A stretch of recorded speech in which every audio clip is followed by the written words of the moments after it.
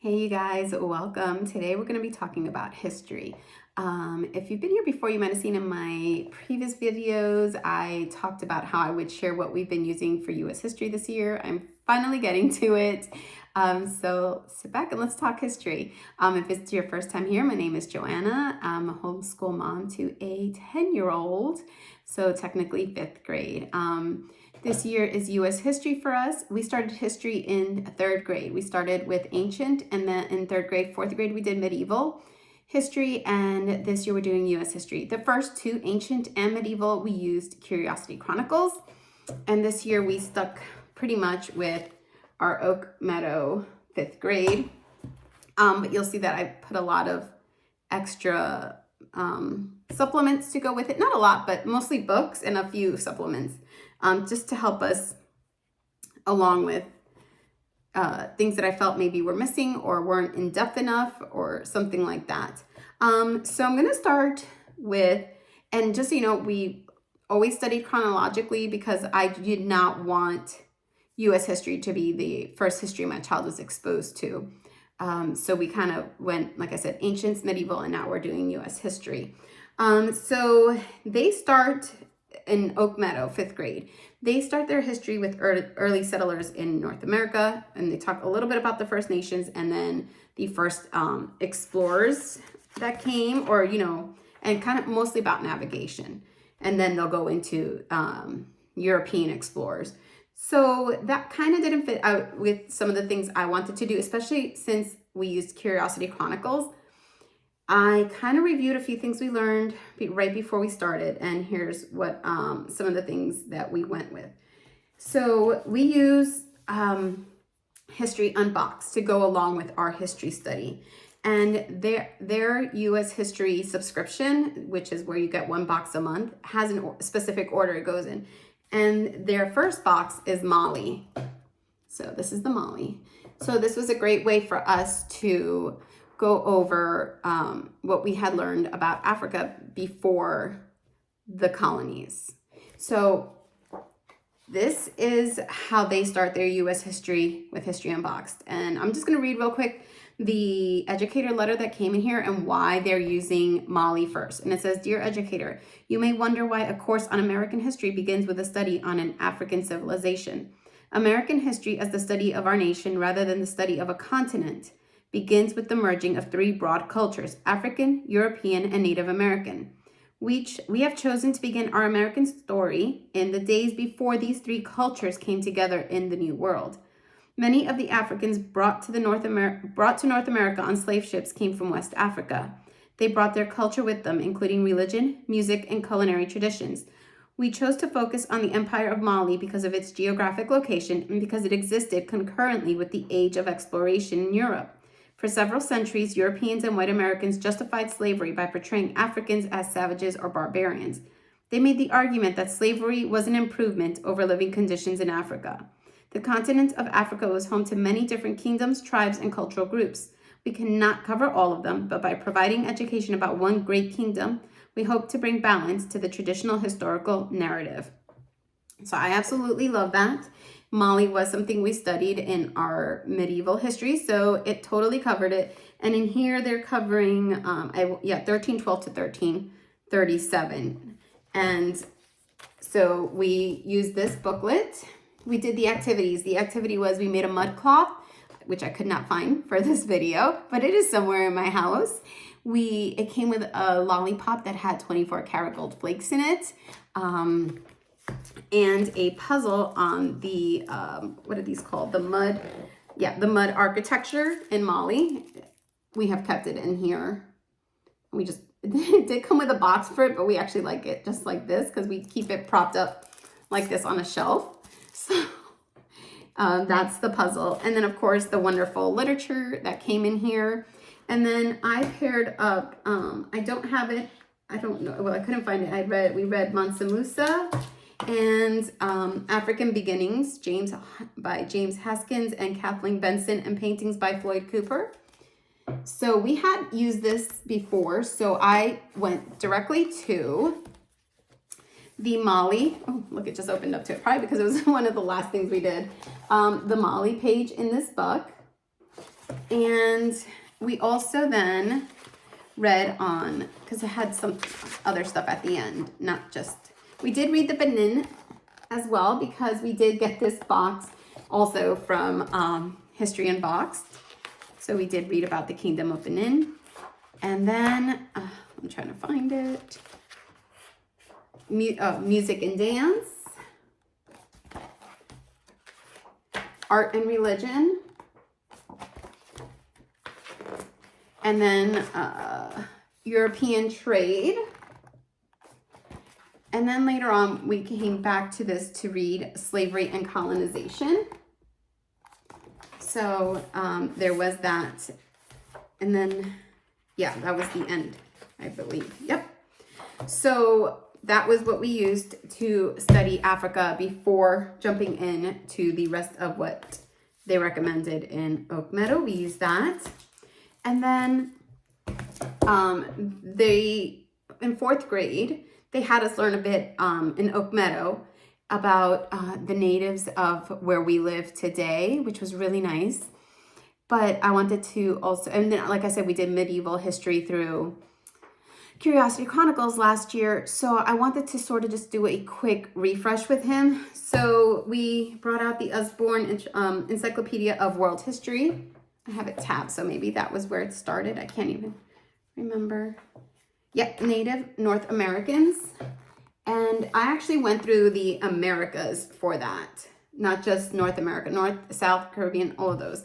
And then I brought out this book, 500 Facts, American History for Kids, Exploration, Battles, Tragedies, and Triumphs from Native Nations to the USA. And this is literally one page of information for every little thing. So, but it does start, which is what I liked. It starts with your earliest inhabitants. So how people got to North America, and then your early indigenous Americans, and so on. And then after that section, like I said, each one is just one page. So, or like a 2-page spread, I should say. So this was like the Iroquois League and such.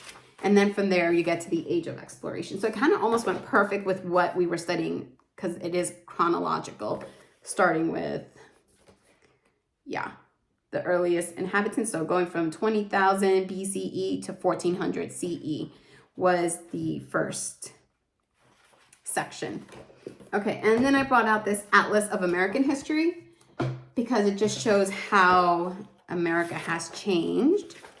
I'm trying to see. So you have prehistory to 1620, and it has maps and such.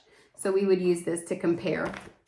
So those were some that I was using to start, and they stood with us through the rest of the studies.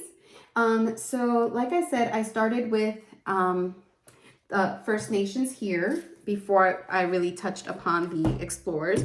I have this book, and it's called Incans, Aztecs, and Mayans. And so he didn't read this, but I read some bits and pieces, and then I used that to teach him. I read Atarriba and Niguayona, and these are 2 Taino children. And so I thought we would read about the Tainos. And another one about the Tainos is on this beautiful island. And I had, at the end, it also tells you about the Tainos. So I really like that about it. And it was just, just to also introduce another, especially because that's where Christopher Columbus is going to end up, is where the Tainos are. So I made sure that we included that. I did Machu Picchu. So we did a bit of this. And it was just a really nice book. And this was a review on things we had learned in the medieval history through Curiosity Chronicles. And then Before Columbus, the Americas of 1491. This book is for ages 8 to 12. And it's, unless I was going to do a whole study, like where we read one chapter and did it, but we were just sort of reviewing. So I kind of read most of it, or flagged off pages and passages and such that I shared with my son from this book. But again, another great, amazing book. Then, so we did, yes, we started with Mali and we learned a bit about Africa. Then we went on to our natives of the Americas. And then we did the History Unboxed Powhatan tribe. And I really like this one. We had a lot of fun with it. We did some beading. We made cornbread. Was this the one that had the, yes. We did cornbread. We planted beans, corns, and squash. We learned about making leather, and it came with a little leather pouch.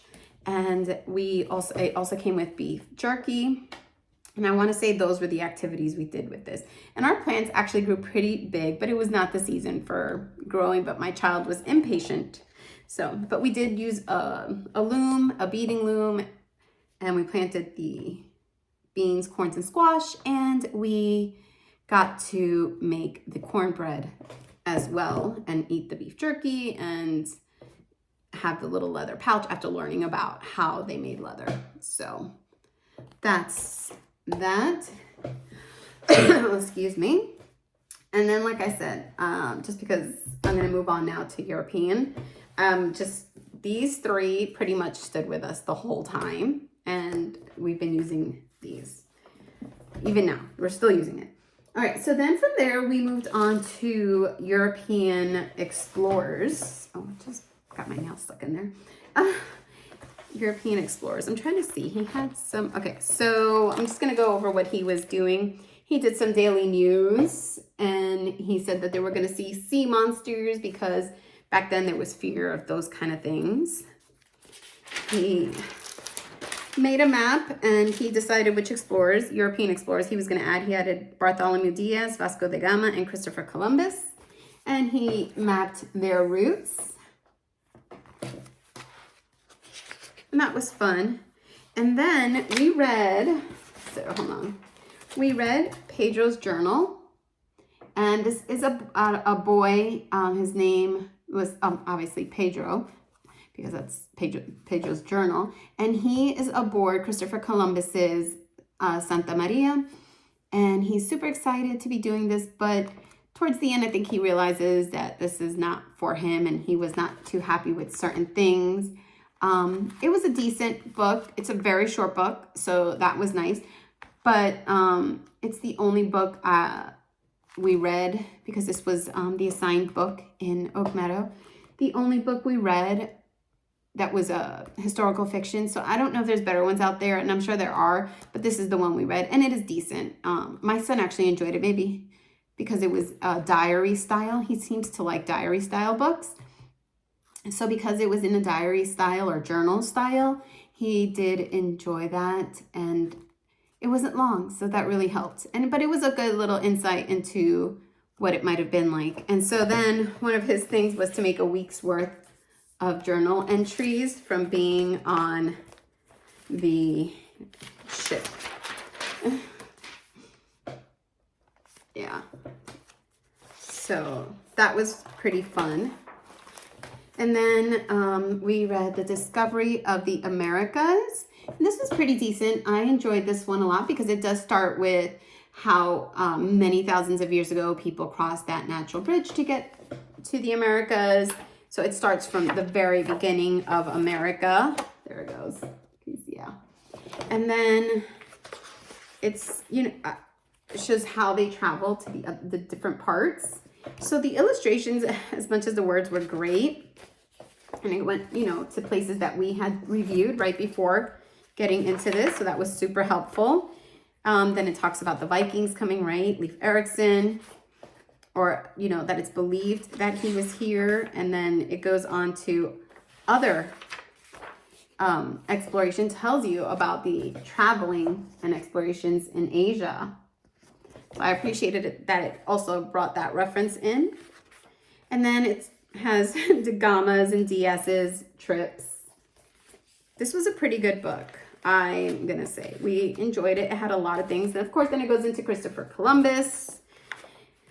And then it tells you, he really went to the Bahamas. It shows you where all his voyages were, that he never, made it on to North America. But he did open their eyes to the fact that there was a new land that this was, even though he died believing he made it to Asia, this was, or to India, which is in Asia, but was it Amerigo Vespucci, I hope I got the name right, who was the first to realize, no, that's not Asia, that's a completely different continent.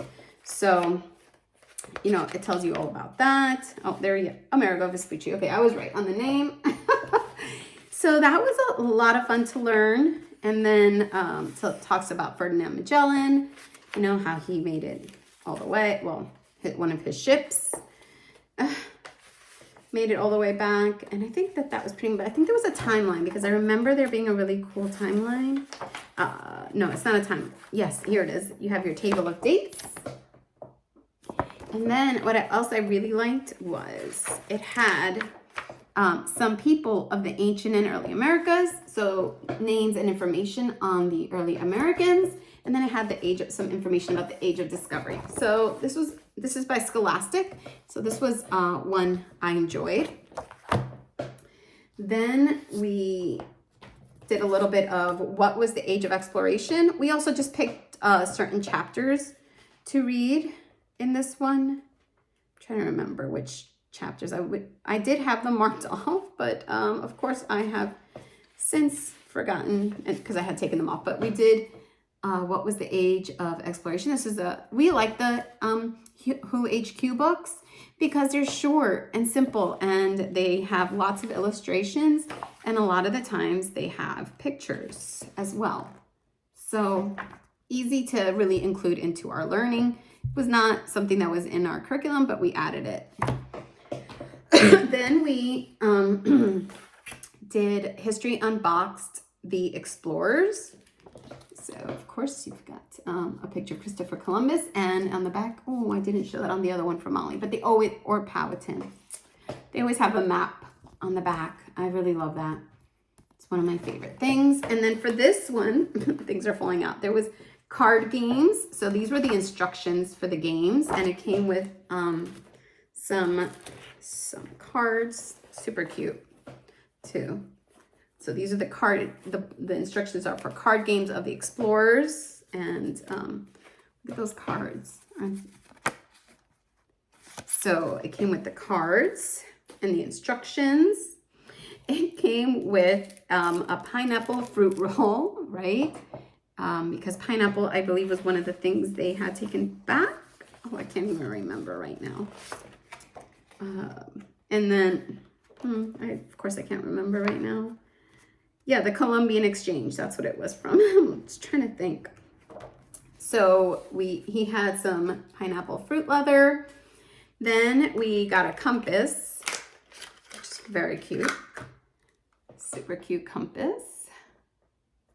And it came with some compass activities in the book, and that was a lot of fun. We had so much fun with that. And then it also came with a knot tying game, but we didn't get to the part of actually playing the game. We actually worked on the knots. So once you've kind of mastered the knots, then you kind of play the game. So we worked on making the knots. So that was a lot of fun. And then we also made hardtack. That was interesting, to say the least. So, like I said, we use this, and this also, you know, on the inside, all the pages go according to what the activities and things were, supplements. So we use that. Hold on, I try to keep all my papers together. And then I read Encounter by Jane Yolen. You can see this book has been very loved in my house. Had it for quite a while. I absolutely love this book. It's supposed to be from, obviously the author is not Taino or has any Taino blood, but this is supposed to be from the perspective of a Taino child. Let me see. I'm looking. You know, you can see him pinching someone's hand because of his skin color. The flesh on him is so different. So I really like this book. I appreciate that it is not from the European perspective. The story's not told. It does let you know, I forget how there are no like, I'm trying to find it. Oh, that today there are no full-blooded Taino. Obviously, there are people with Taino blood in them, but there's no full-blooded Tainos left. So again, that was why I had read those picture books on the Tainos. They were fictional books, just, yeah, picture books. But I knew that we would read this one, so I wanted to make sure to have read that. And then I read this encounter. This one's by Brittany Luby and illustrated by Michaela Goad, and I love Michaela Goad's artwork always. Let me see if I can open this up. There we go. Can you see? Isn't that gorgeous? So both are native. I'm not sure if they're both native to Canada. Well, I know that the author is. The illustrator is native, but it doesn't say from where. But so this is a different perspective on the explorers coming and such. It's also a really lovely book. This one, I believe, takes place later. Yes, 1534. Not much later, but later and north. So this is another good one, and we read that one. Then I used these books. I really like this one, Explorers, Amazing Tales of the World's Greatest Adventures.